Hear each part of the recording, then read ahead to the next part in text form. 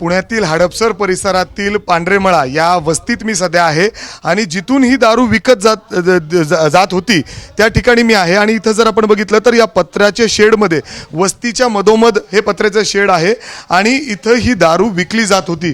इथं जर आपण बघितलं तर हे प्लास्टिकचे कॅरी बॅग्स या ठिकाणी आपल्याला दिसत आहेत। या कॅरी बॅग्समध्ये ही विषारी दारू या ठिकाणी विकली जात होती आणि या संदर्भातली माहिती पोलिसांना होती असं स्थानिकांचं म्हणणं आहे। आणि आता रोज बघितला तर या विषारी दारूमुळे या वस्तीतील जवळपास 4 जणांचा मृत्यू झालेला आहे आणि त्यामुळे लोकांमध्ये प्रचंड रोष आहे, नाराजगी आहे। पोलिसांना हे सगळं माहिती होतं इथं दारू विकली जाते असं स्थानिकांचा आरोप या ठिकाणी आहेत। अक्षरशः वस्ती जेव्हा मी फिरतोय तेव्हा अनेक महिला म्हणतात की पोलिसांना या संदर्भात माहिती होते।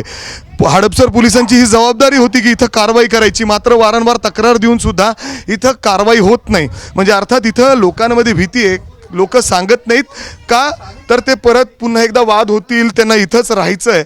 मात्र आत्ता जर या परिसरात बघितलं तर प्रज्ञा इथं लोकांची गर्दी दिसते आपल्याला, का तर इथं या वस्तीत 1-2 नाही तर 4 जणांचा मृत्यू झालेला आहे।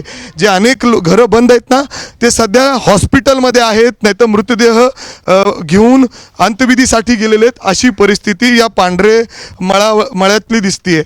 मी तुम्हाला इथं पुन्हा दाखवतो, पुढं आलो तर आपल्याला इथं सुद्धा एक अंत या ठिकाणी चालू आहे। इथं देखील लोक थांबलेली आहेत आणि आपण बघतोय पुढं या पांढरेमळा, हे बघा लोकांची गर्दी।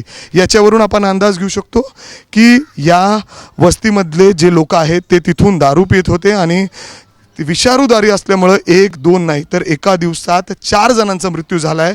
तर 1 ते 2 जण अजूनसुद्धा हॉस्पिटलमध्ये उपचार घेत आहेत, वेगवेगळे त्रास त्या ठिकाणी त्यांना होत आहेत आणि अक्षरशः लोक हैराण झालेली आहेत। आपण पुढं जाऊन काही लोकांशी बोलायचा प्रयत्न करूयात, जे लोक इथं त्यांचे नातेवाईक आहेत, कोण आहेत। दादा, काय नक्की झालं होतं? इथं जवळच एक दारूचा अड्डा दिसतोय। हो, ते काहीतरी दारूचा त्रास झाला वाटतं त्यांना। दारूचं झालं का कशा झालं ते नाही सांगू शकत, पण त्यांना त्रास होता। ते दवाखान्यात नेलं, ॲडमिट केलं होतं। तिथल्याच डॉक्टरांनी काय सांगितले, रिपोर्ट वगैरे बघून त्यांनी सांगितलं की दारूमुळे यांना त्रास झालेला आहे असं त्यांनी सांगितलेलं आहे। एकाच दिवसात किती लोकांचा मृत्यू झाला या वस्तीत? ते 3 ते 4 जणांचा मृत्यू झाला आहे, 2-3 ॲडमिट आहे अजून। हो हो। या जे दारूची गुत्था आहे त्याच्या संदर्भात कधी तक्रार दिली नाही का स्थानिकांनी वस्तीत? नाही, त्याचा एवढा काही त्रास नाही झाला कोणाला, कारण त्यांचा त्रास नव्हता, ते आतमध्येच बसायचे त्यामुळे त्रास नव्हता। पोलिसांना माहिती होतं का पण हे? हो, माहिती होतं ना। कुणाला? तेवढं नाही सांगू शकत आता। पोलिसांना माहिती? हो, पोलीस यायचे का या वस्तीत? यायचे ना। कधी कारवाई नाही केली त्यांनी इलिगल दारूच्या? नाही, भरपूर वेळा कारवाई केलेली आहे। कारवाई चालू कसं होतं आता? लपून वगैरे करायचे। लपून तर होऊ शकत नाही वस्तीमध्ये, पोलिसांना तर कल्पना। इकडे तिकडे यायचे नाही का, इकडे तिकडे लपून वगैरे। जबाबदारी पोलिसांची वाटत नाही का तुम्हाला? आता पोलिसांनी ते करायचंच तर आधीच केलं असतं त्यांनी, पण म्हणजे त्यांना करायचंच नव्हती कारवाई? हा, ते एवढं काय सांगू शकत नाही, आता त्यांना करायचं।